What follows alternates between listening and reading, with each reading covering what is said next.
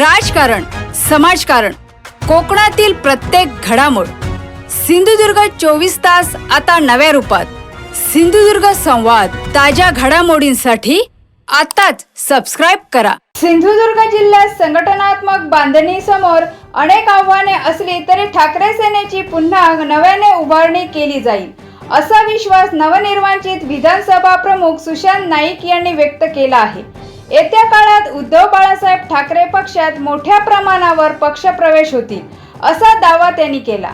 लोकसभा, विधानसभा आणि स्थानिक स्वराज्य संस्थांच्या निवडणुकांमध्ये अपेक्षित यश मिळाले नसले तरी संघटनेशी नाळ जुळलेल्या अनेकांची घर वापसी होईल, असा विश्वासही त्यांनी व्यक्त केला. मी उद्धव साहेबांचे आभार व्यक्त करतो की त्यांनी आपली या कणकवली विधानसभेची जबाबदारी माझ्यावरती दिलेली आहे. खरं म्हणजे आव्हानं भरपूर आहेत, कारण आव्हानं तुम्ही बघितलं असाल की 2014च्या आधीसुद्धा ही आव्हानं आम्हाला शिवसेनेला नवीन नव्हती आणि त्याच पद्धतीने उभारी घेऊन शिवसेना परत एकदा फिनिक्स पक्षासारखी उडाली होती आणि त्या पद्धतीने त्यांनी आपलं जाळं पसरवलं होतं. त्याच पद्धतीने आतासुद्धा संघटनात्मक बांधणीसाठी जी जबाबदारी आमच्यावर दिलेली आहे त्या जबाबदारी पूर्ण करण्याचा प्रयत्न आम्ही 100% करू.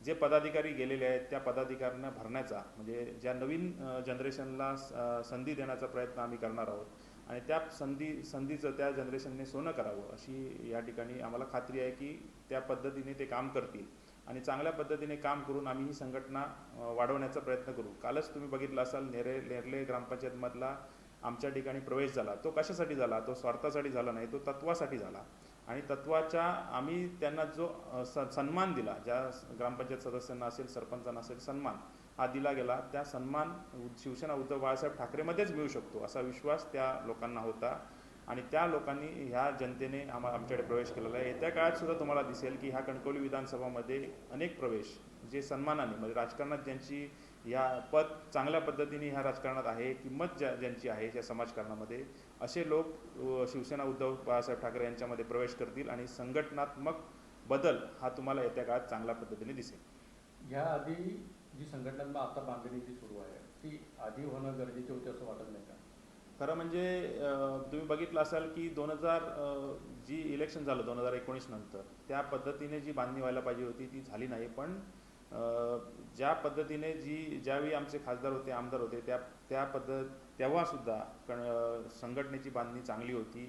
आमचे BLA लेवलपर्यंत हे कार्यकर्ते त्या ठिकाणी होते, सगळी पदं भरली गेलेली होती आणि चांगल्या पद्धतीने त्यावेळी बांधली होती. पण आत्ताच्या घडीला जी परिस्थिती ह्या देशावरती आहे, BJPने ज्या पद्धतीने प्रादेशिक पक्षावरती अटॅक केलेला आहे, त्या प्रादेशिक पक्ष, तुम्ही TMCची पण परिस्थिती आज बघत असाल, त्याच परिस्थितीनं शिवसेना उद्धव बाळासाहेब ठाकरे ह्या पक्ष गेलेला आहे.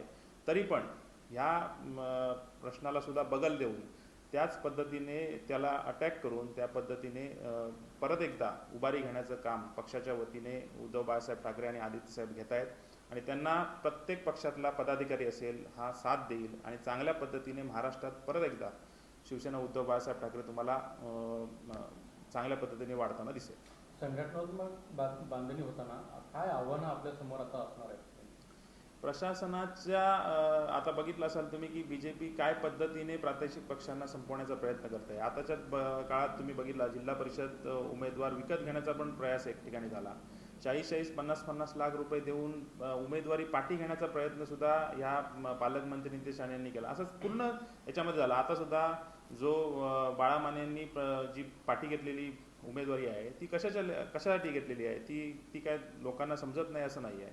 ती पैशासाठी पाठी घेतलेली उमेदवारी आहे आणि अशा पद्धतीने जर लोकशाहीवरतीच घाला होत असेल तर त्याच्यात जनता ही चांगल्या पद्धतीने पुढे येईल.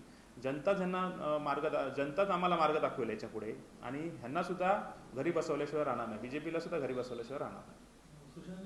जिल्हा बँकेची सुद्धा निवडणूक लागणार आहे 5-6 महिन्यामध्ये. उडान नगरपंचायतची निवडणूक सुद्धा असणार आहे. एकत्रित काम कसं पाहणार आणि तुमचे माजी खासदार विनायक राऊत आणि वैभव नाईक माजी आमदार हे सुद्धा एकत्रित काम कसं करतील त्यावेळी? हे एकत्रच आहेत.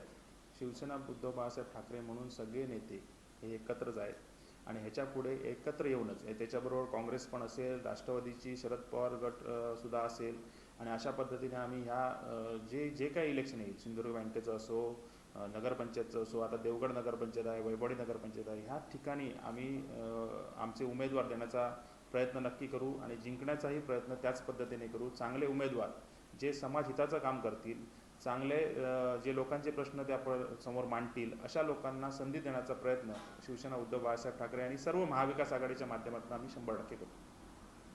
सिंधुदुर्ग 24 तास आता नव्या रूपात. सिंधुदुर्ग संवाद ताज्या घडामोडींसाठी आताच सबस्क्राईब करा.